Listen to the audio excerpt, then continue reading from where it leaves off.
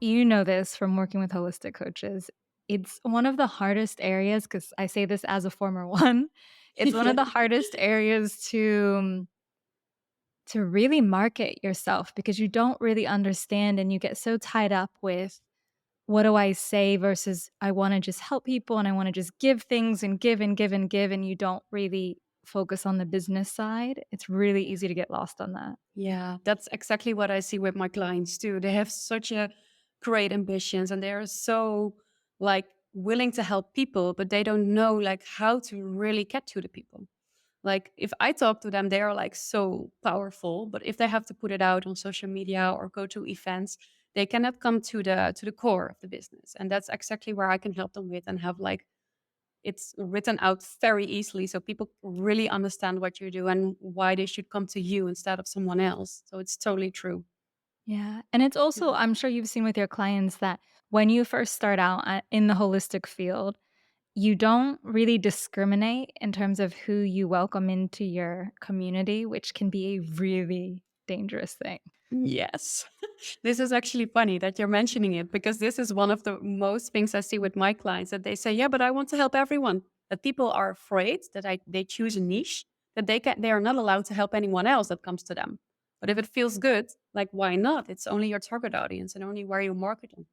You are still changing the world, you're still benefiting people even if it's a smaller subset, and in Yeah. fact, you won't burn out that way because when you serve everybody, you lose your energy very fast. Exactly. Exactly. You should serve people that give you energy because if they give you energy, you can give more energy. So you have to take it's also funny, I think, because I think that the holistic person of people, they learn other people to take care of themselves. But a lot of time they are forgetting themselves. And that's also by choosing a niche and saying no. Like for example, too. It's okay to say no. Have you personally had experiences with your? Because 'cause I'll ask you a little bit more about your journey, but I'm wondering, have you had experiences where you have said no to certain clients or opportunities because it didn't align with what you were trying to do? Of my first potential clients, and it was really a hard one. I really have to say that, and because yeah, of course, you're getting a first client, and you're so excited, and you're like, okay, I have to do this. But I was talking to her, and I already had the feeling it didn't really feel right, and it was because she was not in the state of building a business. She had some mental issues. So after a while, I told her like, I actually think you should not invest in me. But I think you should first invest in getting your limited beliefs right, having someone who helps you to have your mental state right. Because if your mental state is not right, you can do a lot of marketing, but people won't believe you. They won't feel it. It's one thing if you've had a few clients and then you say no to one, but it's harder when you're first starting out because especially I know for people listening, they'll be a little bit cash strapped, let's say. And and then you're thinking, but this could be the money I need. Like this could be what will get Yeah. me further. But it doesn't serve you and it doesn't serve them. And I think this example is really good because it wasn't that they weren't right for your niche. No, They not at all. were, but they weren't at the right stage. And that can Yeah. also be a reason to say no to people. Exactly. And it was not easy, definitely. Like exactly why the reason that you're telling me, I was like, oh yeah, first client, I was in need of cash as well. So but yeah, now I'm really happy I did it. I'm really happy because think it's so much better for her and I see her blooming now. So that's good. Yeah, you probably were the little boost that got her in that direction to be ready for the future. And I've had people, and I'm sure you'll have this too as you grow, where they were not ready before, but they are a couple years later, and they remember you more because you were honest with them. Where it's so easy to just, I mean, this like it's so especially for those of us who are also looking for coaches, business coaches, etc. Yeah. Most of them will take your money. Exactly. That's so true. That's so true. Yeah. This is where it's really tricky because I mean, almost everyone listening, I like this is something I'll ask you next actually. Almost everyone has had something they paid for or someone they paid for in as an entrepreneur that did not work. That it was not right, it wasn't the right money, and you have to have this mindset of like, let me keep searching. Let me find someone different instead of just saying, no, I'm not going to do that. I'm done. Have you yet made an investment in something that you feel was not a good one? Not no. Actually, no. It's I'm really good. happy with that because I really didn't have a bad Yeah. experience. I actually only every time I invested in myself, it helped me so much further. It was actually the best decision I ever did. But I do have to say, it took me 1.5 years before I invested in myself. So it was also like the scary part. And I was like, oh, I'm going to give someone a lot of money that I only know from online.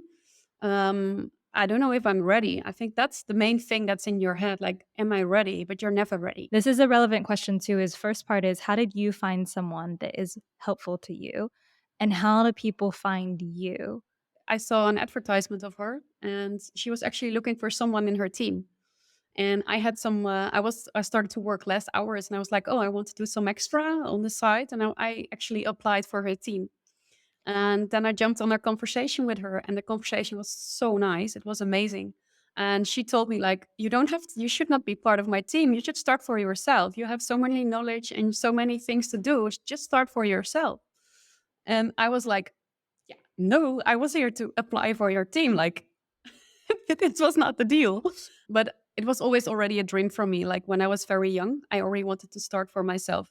And I did actually when I was 20. I always worked for myself besides my school. But everybody always told me, like, no, you should first work for companies, don't start your own business directly. And that's something I really wish I did not listen to because it was actually really going well when I was 20 and I was already building my business, but I stopped it because of the opinion of other people. Don't listen too much to other opinions. And that's actually how I started to get to know her. And then we followed each other for 1.5 years. And I always went to her online events. What really attracted in me is that she had the lifestyle that I wanted. And I think that's something you should really look for. Like, look if someone, if it's a business coach, for example, but also a marketer, look if there are shared values, because that's actually the number one marketing lesson is that you always should look at shared values because that's where people are coming to you. And that's what she has, like the traveling part, getting up for yourself. Yeah, fix your shit, to say it like that. I So, love that. The shared values is a great way to assess. So for you, yeah, basically, you had you found her in a way that many of us find coaches yeah, online. But then you had the personal experience with her, the conversation, you saw yeah, that she is someone who actually really cares about you doing yeah. well. You were there for a job, which I love, but she was said, "No, actually do this for yourself," which is great because if she saw you were super talented, she could have selfishly said, "Come on my team," instead of having you go off and be an entrepreneur. So she showed you that she cared about the greater good. Yeah. And then you kept engaging in her ecosystem for a year and a half and then Yeah. made the decision. And I think this is why you don't regret the investment. Yeah, it's true. Yeah, it's totally true. Like you Uh, put a lot of time in to make sure yeah, that was the right person for you. I think that that's like, yeah, having a conversation with the person is probably the most important thing yeah, you can do. I'm guessing even for your clients, most of them you've probably talked to or met before they yeah. start. I only start working with clients that I personally talked with at least like 1 hour a conversation because I also want to be the perfect fit for them, because I want to work for people that give me energy too, and I want to really be able to help them. And sometimes you're just not the right fit, and that's okay because you don't have to be everybody's fit. So right now I know you're doing one to one, but do you have any goals of doing group work or courses? And if you do, how will you maintain that personal side? I love that question. Well, I'm actually building a community at the moment. I'm really working on that because what I said at the beginning, like one part of my mission is to bring people together, like the holistic experts, the life quality improvers, and the world changes. Because what I see is that they try to do everything by themselves. And I believe if you come together, you can grow way faster and the impact on the world will be bigger because it will boost your confidence, it will boost everything. So I'm actually working on the community. And for me, for in a community, I do at least one call a month. And I can be hosting it or another expert, but that's the part where we will come together and really see each other's faces. Because it's really important to see each other. Like people, it's the same with marketing. Everybody always thinks that marketing is like salesy and it has to be hard and stuff. But if you really look to the base of it, it's all about connecting. And for the group, I would love to do my boot camps in real life with a little bit of bigger group, like three max, I think. Because you're working with holistic health professionals and people who are changing the world, they're gonna need to build their own communities, and you're kind of representing Mm. that by building yours, showing, like, "This is how we do it," and you can be able to do this too. Like, it empowers them to see that future. Yeah, that's really beautiful said. I believe that too, because every entrepreneur, it doesn't even matter in which niche you are, you need a community, a fan base, and you have to see how you can build that yourself because it's possible. And then Yeah. when you had this call with this coach you have now, was that the first time you thought to leave the companies? No, I think if I'm really honest to myself, I already have it my whole life because I never felt I never felt really fitting in, well, like school system and the 9 to 5 working job. And when you work in marketing, you always work like 80 hours. And I'm really not against hard work. I think it's amazing. If you do something you love, hard work is not hard work. But I do always miss something. Like always, I really miss to live my life on my own decisions. Like if I want to go tomorrow to, I don't know, Morocco, I want to be able to do that. Like, you know what I mean? If I want to go on a monthly holiday, I want to be able to do that and don't be depending on other people. Like I want to be independent. And I think that is something that always has driven me. So yeah, I actually always felt it, but I didn't know where to start. And I think that's something that a lot of people have. They have like they're working and it's safe. Like, come on, you get your money monthly on the bank. And I worked for really nice companies. So it was also not that I didn't like it, but it was just something missing, like really missing. And I think during Corona, that's yeah, you had more time to think about everything because you had nothing to do, right? We all had our midlife crises during that. Definitely I had. Yeah. Yeah. So and then it was like that I was like, okay, if I want to do it, I have to do it now. And then she came on my path. Wow. So that's how it happens. Yeah. You were open to it, and then you saw it, and then you made it happen. I love this. I love it because it's like you already actually were this person, but you just needed to find the right time and the right thing to do. How do Exactly. you like, what's been the hardest part about it, would you say? What's the most challenging thing? Well, at the beginning, I always felt very alone. Yeah. Like I didn't had anyone around me who had the same wishes about traveling, having your own business, doing things differently because I believe that I think differently about a lot of things. So I felt a lot of time really alone. And that was at the beginning the hardest part for me. Besides that, I always had a big team. Like I always had a big marketing team. And then when you start your own company, you have to do everything by yourself. You think you have to do everything by yourself. Yeah, the loneliness is, I think, one of the hardest possible things, and it's a reason Yeah. why you're probably doing this more nomadic life now is because you probably meet more people like you, Yeah. and when you're in one place that is harder, I think before we started traveling, so it's now been 2 years, I actually think for 8 years, I had been lonely Yeah. because it Same. was never meeting people who were thinking along the same ways, but I Yeah. think you can live in one place and do it, but you just have to go and seek out entrepreneurs. It's so important to meet Yeah. those people. It's so important, whether it's online or it's in person, but you have to do it because it's extremely lonely, like you said. It's Yeah. one of the loneliest things you can do, and people just don't understand. Yeah, exactly. I agree so much with you. Like a lot of people ask me, like, because I always traveled alone and I always went to places by myself. And people always said to me, like, are you not lonely? I never felt lonely for like 1 minute. I felt lonely when I was at home in the Netherlands, like just sitting there. And it's just a mind shift. Like when I moved to Bali, for example, it was feeling like was coming home. And I think that is something you really should look for. Because if you want to do everything on your own, you're not going to make it. And it's okay to ask for help. Like you're not a superhuman. Yes, you are a superhuman, but you cannot do anything by yourself, you know? So that will be my first tip. Like really find that like-minded family, people, however you want to call it, community that helps you thrive and that helps you flow. And that can also be critical. Yeah, and to see other people that have tried things and failed and gotten back up and to know, like, it's not just you. No, not at all. I think it's important to make. Yeah, I never talk about mistakes, but yeah, let's do all of mistakes. But I think it helps you actually grow because you have to figure it out what works for you and what doesn't work for you. Yeah. And the point you made about when you were saying this idea of Finding your community, I agree, I think that's the most important thing. If I were to go back in time, that's I would have done that from the first day, Yeah.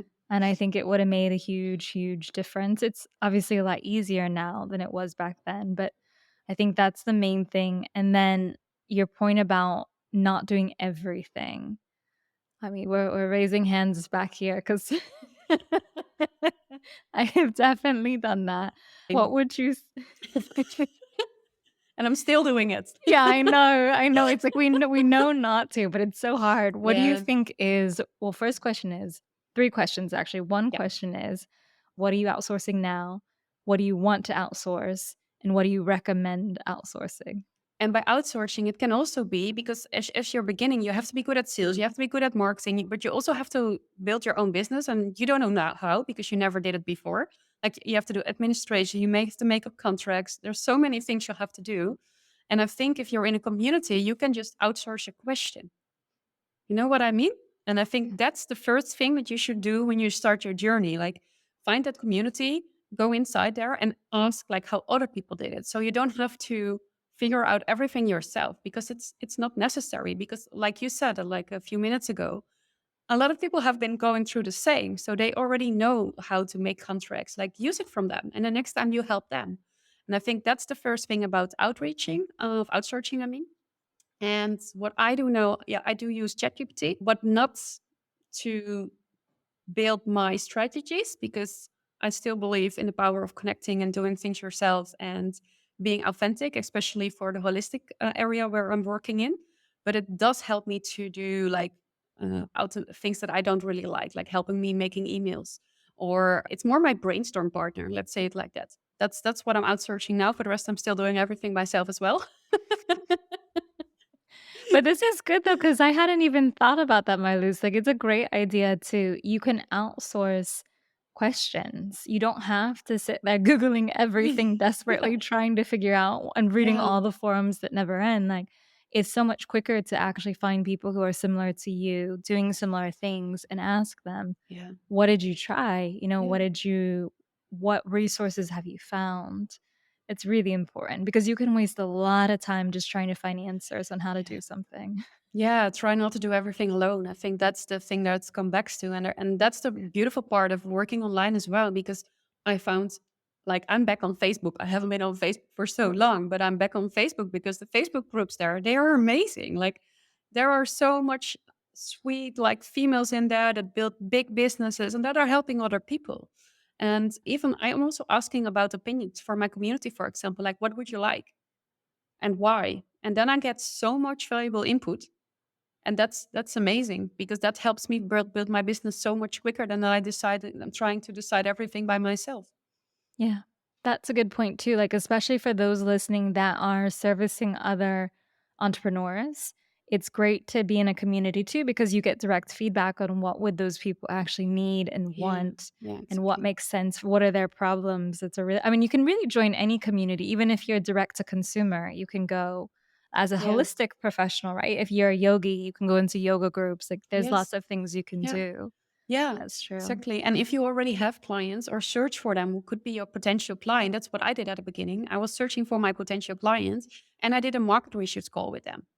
So I was just having 10 questions and asking them like, okay, what would you really need? What do you don't like? What do you spend most of the time with marketing or what do you find the hardest? And I do have to say the most important thing is that you don't only ask, but also give. And that's where you start building your base as well, because those people I'm still in contact with them because they're just amazing. And what I did is that in exchange for 30 minutes of their time, because time is valuable, I give them marketing advice. So that's also a nice exchange. Like you can already attract maybe potential clients, but you can also build your network because your network, that's also a thing I noticed. That's the most important thing you have. Yeah. I think that is the best piece of advice that I also remember getting is and it's not something I did for the first few years either, was have a market research call with 5 to 10 people Yeah. and ask them these questions because you really figure out like there were things that I learned in creating this online product that I hadn't thought about or I didn't know were pain points and other things that they didn't care about that I thought would be the best features possible. Exactly. That's what's really happening because you're so excited and you're like, oh, yeah, they really need this. And then after a while, you figure out, oh, I need this, but they don't need it.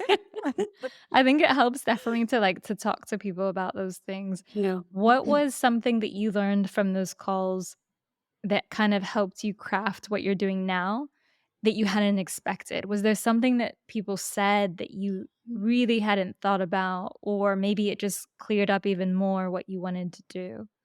Well, I think that they are afraid of marketing. That's what I really got out of it, that they really don't like it. They really like have an offense, like hate it. Yeah, most of the time they have such limited beliefs about marketing and what it is, because a lot of time what people tell is like, you marketing is sales. You have to sell, sell, sell. You have to shout like 2,000 times that you are going to sell something.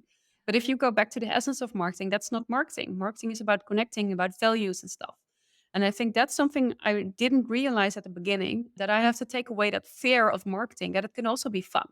You probably didn't think marketing was scary because you had No. been in it most of your adult life.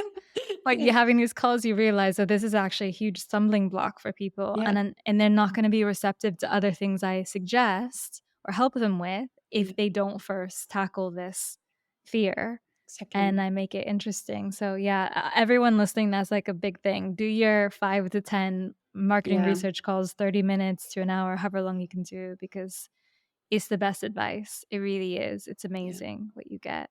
What were backing up to the other 2 questions, what would you Yeah. outsource? Well, this is maybe funny, but the first thing I will outsource is my own social media. This is like the answer everyone says.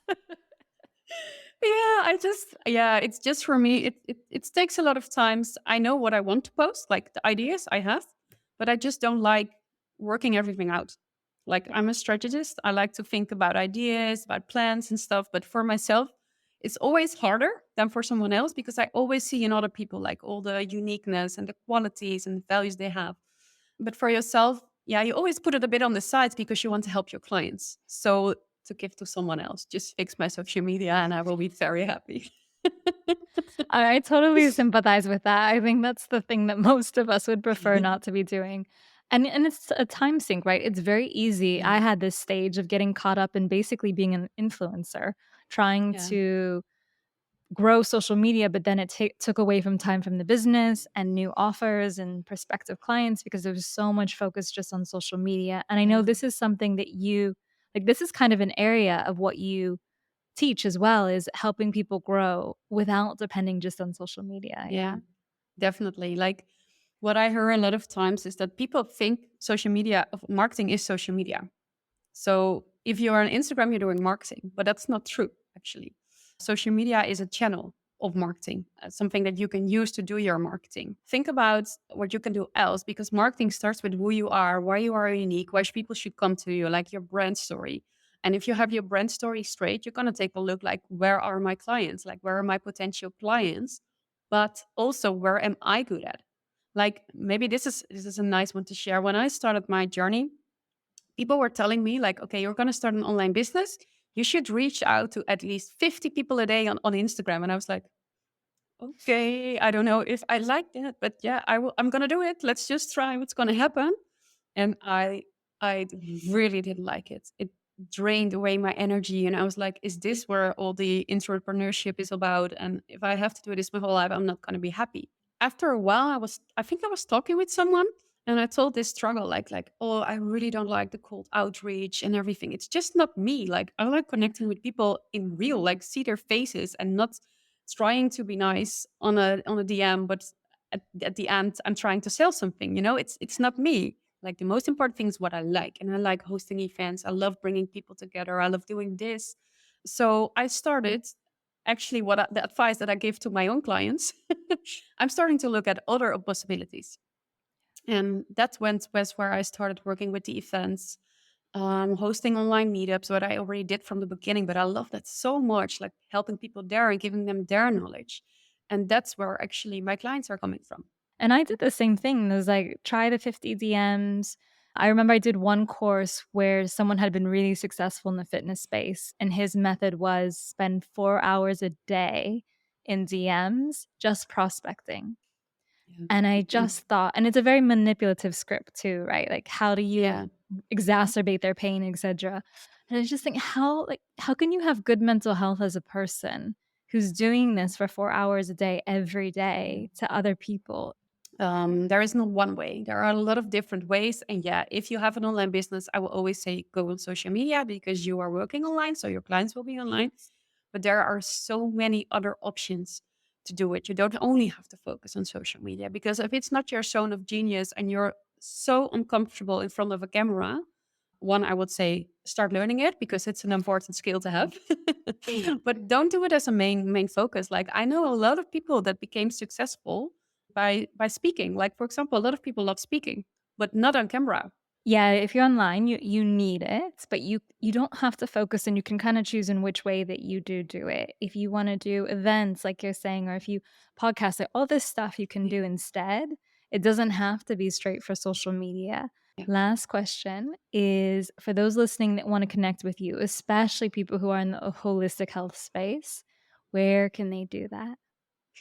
Well, the best thing they can do is on Instagram. It's funny, right? We'll accept that it's a landing page, right? We can accept that. Yeah, no, the best thing is like just send me a DM on Instagram. I love connecting with you, and you're all. If you would like to join a meetup one day, that's where I really have the group. Then that's where we really make connections. Amazing. Thank you so Mm. much for coming on the show, sharing some brilliant advice and also some really good inspiration. Thank you so much for having me. I loved it.